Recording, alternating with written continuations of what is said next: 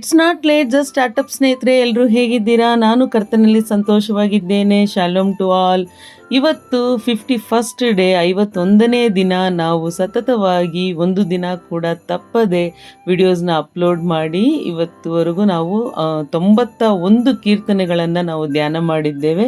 ದೇವರಿಗೆ ಕೋಟಾನುಕೋಟಿ ಸ್ತೋತ್ರವನ್ನು ಸಲ್ಲಿಸ್ತೇನೆ. ನೀವು ಕೂಡ ಇನ್ನೂ ಹೆಚ್ಚೆಚ್ಚಾಗಿ ದೇವರಲ್ಲಿ ಬೆಳಿಬೇಕು, ದೇವರ ವಾಕ್ಯವನ್ನು ಅನೇಕರಿಗೆ ಶೇರ್ ಮಾಡಿ, ಸುವಾರ್ತೆಯನ್ನು ನೀವು ಒಬ್ಬೊಬ್ರಿಗೂ ರೀಚ್ ಮಾಡಲಿಕ್ಕೆ ಹೆಲ್ಪ್ ಮಾಡಿ ಅಂತ ಹೇಳಿ ನಾನು ನಿಮ್ಮಲ್ಲಿ ವಿನಂತಿಸಿಕೊಳ್ಳುತ್ತೇನೆ.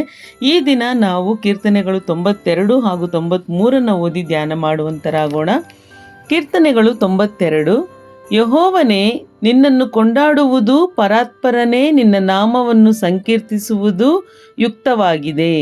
ವೀಣಾ ಸ್ವರಮಂಡಲಗಳಿಂದಲೂ ಕಿನ್ನರಿಯ ಘನಸ್ವರದಿಂದಲೂ ಹೊತ್ತಾರೆಯಲ್ಲಿ ನಿನ್ನ ಪ್ರೇಮವನ್ನು, ರಾತ್ರಿಯಲ್ಲಿ ನಿನ್ನ ಸತ್ಯತೆಯನ್ನು ವರ್ಣಿಸುವುದು ಉಚಿತವಾಗಿದೆ. ಯೆಹೋವನೇ, ನಿನ್ನ ಕ್ರಿಯೆಗಳಿಂದ ನನ್ನನ್ನು ಸಂತೋಷಪಡಿಸಿದ್ದಿ. ನಿನ್ನ ಕೆಲಸಗಳ ದೆಸೆಯಿಂದ ಉತ್ಸಾಹಧ್ವನಿ ಮಾಡುತ್ತೇನೆ. ಯೆಹೋವನೇ, ನಿನ್ನ ಕೃತ್ಯಗಳು ಎಷ್ಟೋ ಶ್ರೇಷ್ಠವಾಗಿವೆ, ನಿನ್ನ ಆಲೋಚನೆಗಳು ಅಶೋಧ್ಯವಾಗಿವೆ. ಪಶುಪ್ರಾಯನು ಅರಿಯನು, ಹುಚ್ಚನು ತಿಳಿಯನು. ದುಷ್ಟರು ಹುಲ್ಲಿನಂತೆ ಬೆಳೆಯುವುದು, ಕೆಡುಕರು ಹೂವಿನಂತೆ ಮೆರೆಯುವುದು ತೀರಾ ಹಾಳಾಗುವುದಕ್ಕಾಗಿಯೇ. ಯೆಹೋವನೇ, ನೀನಾದರೋ ಸದಾ ಉನ್ನತ ಸ್ಥಾನದಲ್ಲಿರುತ್ತಿ.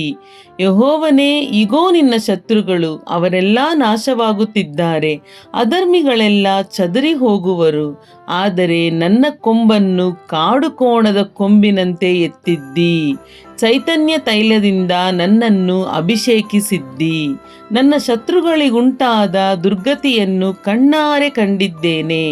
ನನಗೆ ವಿರೋಧವಾಗಿ ಎದ್ದವರ ವಿಪತ್ತನ್ನು ಕಿವಿಯಾರೆ ಕೇಳಿದ್ದೇನೆ. ನೀತಿವಂತರು ಖರ್ಜೂರದ ಮರದಂತೆ ಬೆಳೆಯುವರು, ಲೆಬನೋನಿನ ದೇವದಾರು ವೃಕ್ಷದ ಹಾಗೆ ವೃದ್ಧಿಯಾಗುವರು. ಯೆಹೋವನ ಆಲಯದಲ್ಲಿ ಸಸಿಗಳಂತೆ ನೆಡಲ್ಪಟ್ಟವರು ನಮ್ಮ ದೇವರ ಅಂಗಳದಲ್ಲಿ ಚೆನ್ನಾಗಿ ಬೆಳೆಯುವರು.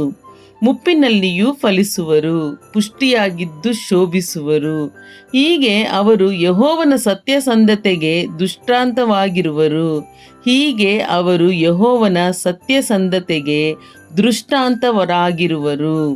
ಆತನೇ ನನ್ನ ಬಂಡೆಯು, ಆತನು ನಿರ್ವಂಚಕನು. ಹಲ್ಲೆಲೂಯಾ. ದೇವರ ಪರಿಶುದ್ಧ ನಾಮಕ್ಕೆ ಸ್ತೋತ್ರವಾಗಲಿ. ಈಗ ಕೀರ್ತನೆಗಳು 93ನೇ ಭಾಗವನ್ನು ಬಂದು ನಾವು ಧ್ಯಾನ ಮಾಡುವಂತರಾಗೋಣ. ಕೀರ್ತನೆಗಳು 93. ಯೆಹೋವನು ರಾಜ್ಯಾಧಿಕಾರವನ್ನು ವಹಿಸಿದ್ದಾನೆ, ಮಹಿಮಾವಸ್ತ್ರವನ್ನು ಧರಿಸಿದ್ದಾನೆ. ಶೌರ್ಯವನ್ನು ನಡುಕಟ್ಟಾಗಿ ಬಿಗಿದಿದ್ದಾನೆ. ಭೂಲೋಕವು ಸ್ಥಿರವಾಗಿರುವುದು, ಕದಲುವುದಿಲ್ಲ. ಪೂರ್ವದಿಂದಲೂ ನಿನ್ನ ಸಿಂಹಾಸನವು ಸ್ಥಿರವಾಗಿದೆ, ಅನಾದಿಯಿಂದ ನೀನು ಇದ್ದಿ.